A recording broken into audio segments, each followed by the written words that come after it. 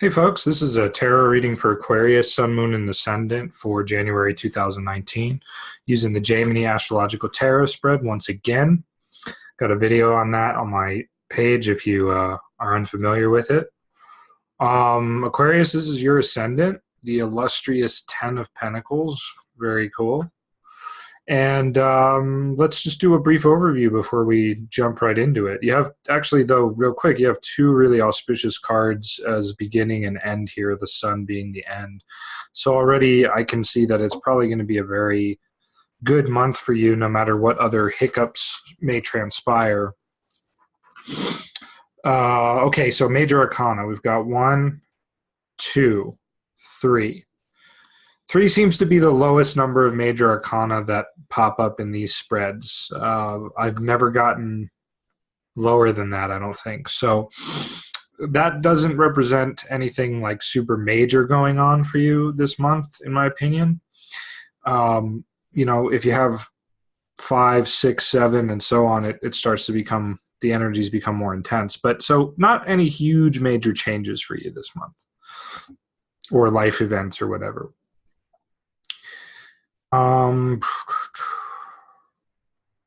Okay, so Pentacles, 1, 2, 3, 4. So 4 Pentacles cards. Okay, a lot of responsibility and work, hard work and things like that happening this month for sure.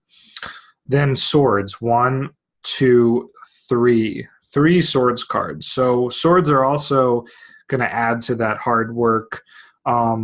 It's kind of, in a certain sense, slightly similar to the last reading I did for Capricorn, or, you know, for this month as well, because it was Swords and Pentacles abounding. So when you get Swords and Pentacles abounding, it is a situation that requires a lot of hard work and where you may not have as much choice in the matters that arise, or much individual say, and so on. And indeed, we only have, it looks like, 2 Wands cards. 2 Wands cards. So not bad. I mean, there is some, you do have some power here, but you obviously have to rediscover it because of the Ace of Wands and the fact that the 9 of Wands is reversed. And, you know, 9 of Wands is kind of a challenging card in this deck anyway. So there's maybe a forgetting the power you do have kind of theme. We'll see. We'll see. I don't know for sure. Cups, we only have 1 Cups card. So not a lot of rest and relaxation here necessarily this month, but that's okay. You are probably going on some kind of a journey, I would suspect, simply because of the presence of the 6 of Swords and even the Sun, which can sometimes signify journeys. But you've reached the end of a cycle. 10 is the end of a cycle, right? So you've reached the end of something. You've come to a place where you have, you know, complete power and victory over your surroundings. Obviously, you know, you've built a legacy of some kind, or all the hard work you've been doing has kind of come to a head.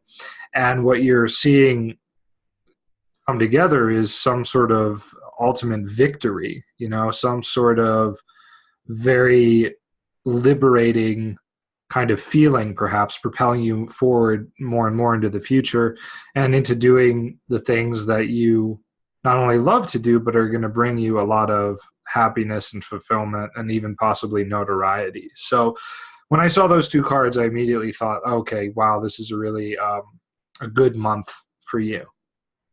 Definitely.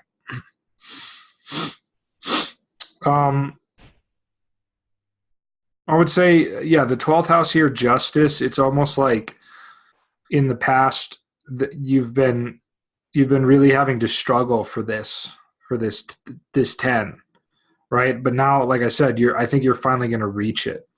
You're finally going to reach it on some level. There are still things that maybe you're going to have to contend with because we do have some kind of difficult aspects to it. We've got the 5 of Swords, right, which is like some kind of disruption, or you know, falling out with people, or the realization that what you thought wasn't exactly that logical or that secure. The 10 of Swords, wherein there's definitely some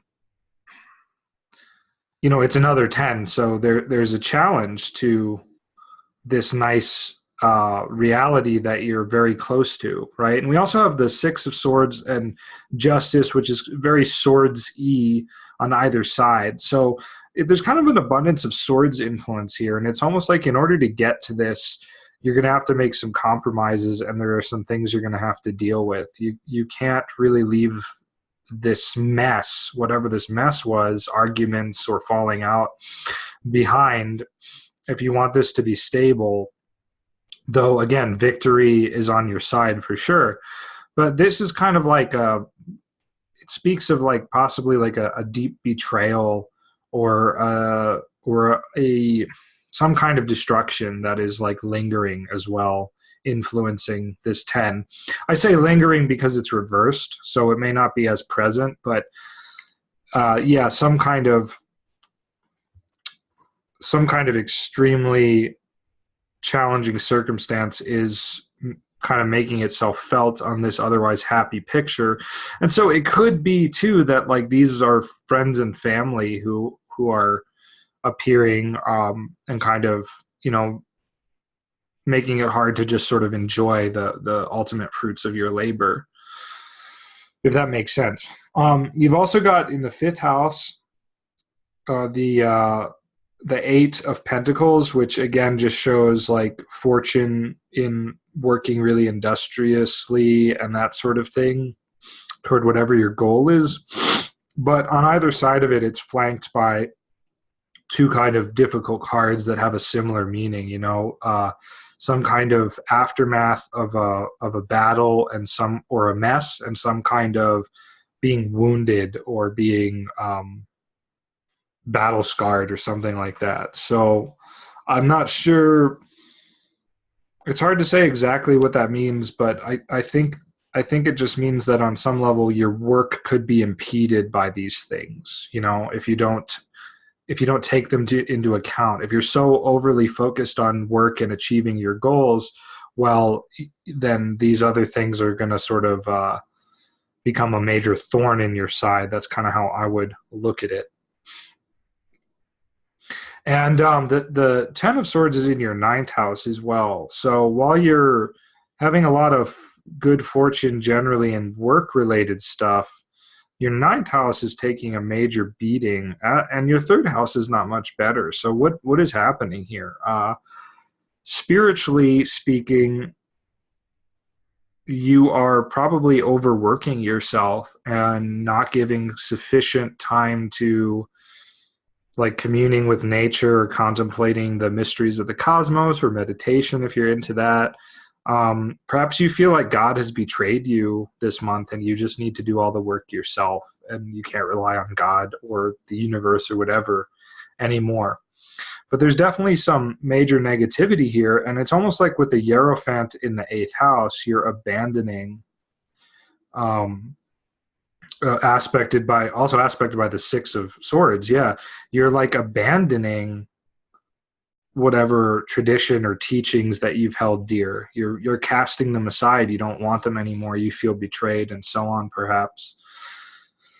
Hierophant in the eighth house is definitely, it is that connotation of going away from a tradition, destroying a tradition, becoming iconoclastic, and violently so, perhaps, as well. So kind of the death and destruction of a belief system, perhaps, which could be cathartic, which could be good, as long as it's not in a hateful way or a feeling of like, oh, I've been betrayed, and those kinds of emotions. That's not really going to be healthy. In your third house here, I'm going to skip around again. Third house here, you're kind of, it's almost like you have a desire for again for financial stuff, a desire for like a clear path for a balance or something, and it's aspecting and is mutually aspected by the Seven of Cups in the 10th house. And so I kind of just get the vibe from this combination that in terms of what you're trying to achieve, you're sort of chasing mirages like Don Quixote chasing these windmills, you know? You're chasing after um, things of the world, and you're sort of letting your spirit body die. So that is sort of a danger for you this month. Although, again, I do think you're going to come out on the other side okay, whatever happens, because of this Sun card at the center of all things. But that's kind of this theme. You're kind of like trading your spirit body for, you know, these sort of worldly glories and attainments, or that's what you're kind of after. It's sort of a strange situation. Yeah. With the Six of Swords in the second house, though, you're also um, you're kind of making a transition monetarily. This could be in the way you earn money. With the 3 in the 11th aspecting, the 3 of Pentacles, this could mean you're going to start working with other people and things like that.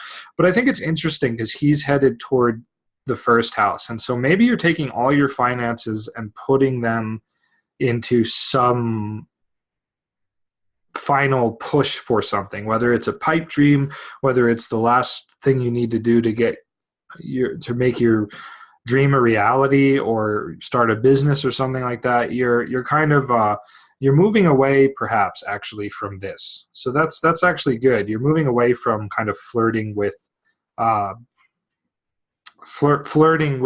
financial risk and things like that. But this is really arresting. You know, it's like you can't decide what to do. So you're kind of going to put it all into this grand vision. And I think that's fine. I just think that there's also these influences on it where you are having like doubts and skepticism thrown your way, perhaps. And so that could be impeding you in making that a reality, or just unfinished business and things, like I said at the beginning. But the 3 of Pentacles in the 11th is very good for gains, for friends, for collaborations. You know, 8 of Pentacles aspecting it here could mean doing some good work with people. The Hierophant aspecting, there's kind of a religious theme in both of these cards. So there could be something to do with like temples and holy places. You may love temples and sort of sacred places, but really despise religious figures and teachings. This month, it could be that sort of dichotomy. Don't know. Yeah, so your 4th house is interesting too, because it's the 9 of Wands looking toward the 8 of Pentacles. So this is kind of like, and look what it's aspected by, right? This, and this. So there's a lot of unrest for you. There's a lot of mental unrest and kind of agitation and defensiveness, or something like almost paranoia. I wonder if you feel like you're going to be attacked or betrayed or something like that. But there's a lot of paranoia here, definitely. And so anything you can do to kind of get out of that headspace, you know. The 7 is opposite it, the 7 of Cups, almost like being paranoid about people, almost like you don't want people to know what you're up to, in terms of like trying to attain these like mirages, chasing after these mirages. Like you're very defensive about that or something. I don't know. But anything you can do to like not be as paranoid, not be as like worried about work, and get some R&R. You know, you need to find a place in your personal life, whether it's like your own room or your own house, or if your living situation is not ideal, like find a place where you can go and have some alone time, you know, have some private time. That's going to be very important this month for psychological and emotional equilibrium. If you don't have that in your life, you need to reconnect to that. So, you know, maybe you go on a walk to like a secluded place that you know of that's peaceful. Something like that would be very good.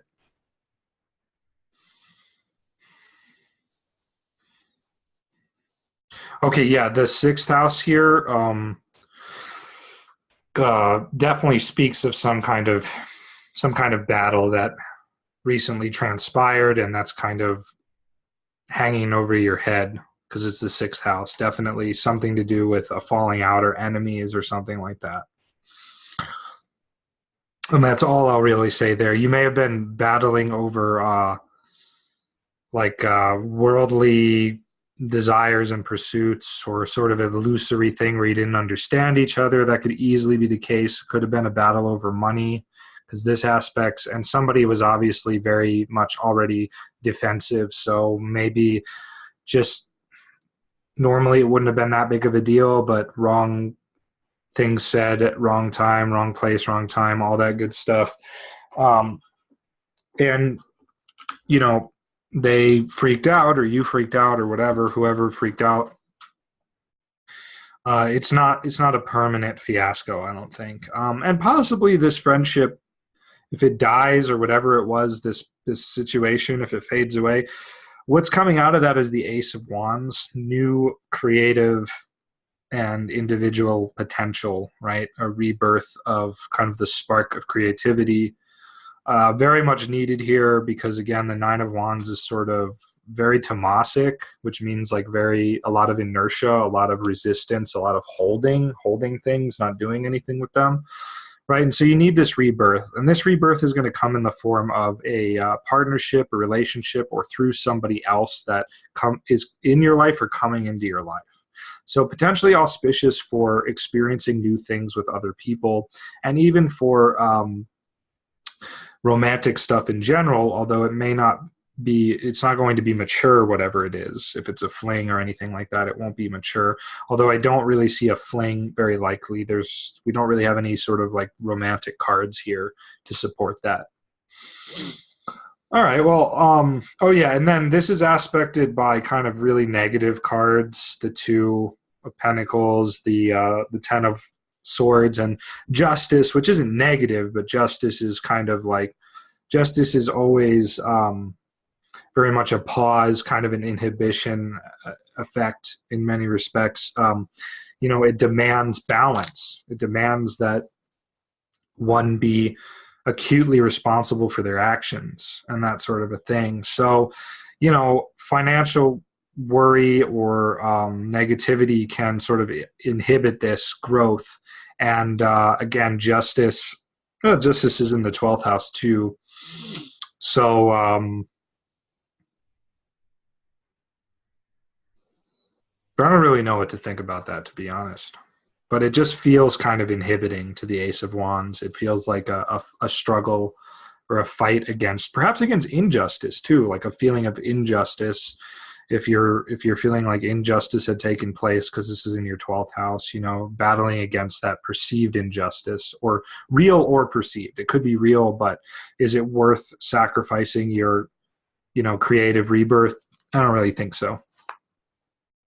And we pretty much talked about everything else. I think it's pretty clear with this one that, to sum it up, there's a lot of like hard work and victory sort of promised to you in this month. And the main thing is to kind of like clean things up and make sure that unresolved conflicts and issues aren't preventing you from really bringing something stable and fulfilling into reality. And so, it's a question of like work versus conflict versus even a little bit of escapism. There's just a lot going on here, and you need to really figure out why you're so pissed off at the universe, or pessimistic, or can get into a victim mentality around God. So there's a bit of confusion here for sure, but overall I do think that because the beginning and the end are such auspicious cards, there's a lot to be said for victory for you in whatever you're pursuing this month and whatever challenges come your way. But you have to definitely you have to get out of your head to do that. You have to work with others to be victorious, and you have to stop acting like a victim and just embrace things, and just grab that Ace of Wands by your own hand and just set to work and just kind of carve your path and that sort of a thing. Don't get caught up in what has happened and if it can be resolved. If it's meant to be resolved, it will be resolved. And look, it probably will be, because we've got the 5 in the 6th. And then in the 11th, we've got the 3, right? So it's almost like a falling out and then it coming back together, whatever that was. So I wish you good fortune this month. I don't think you'll need my wish of that, but I give it to you anyway. Please hit like, subscribe, share this video if it was helpful, and check out my website for individualized offerings and more. And of course, once again, have a great year. All right, see you next time.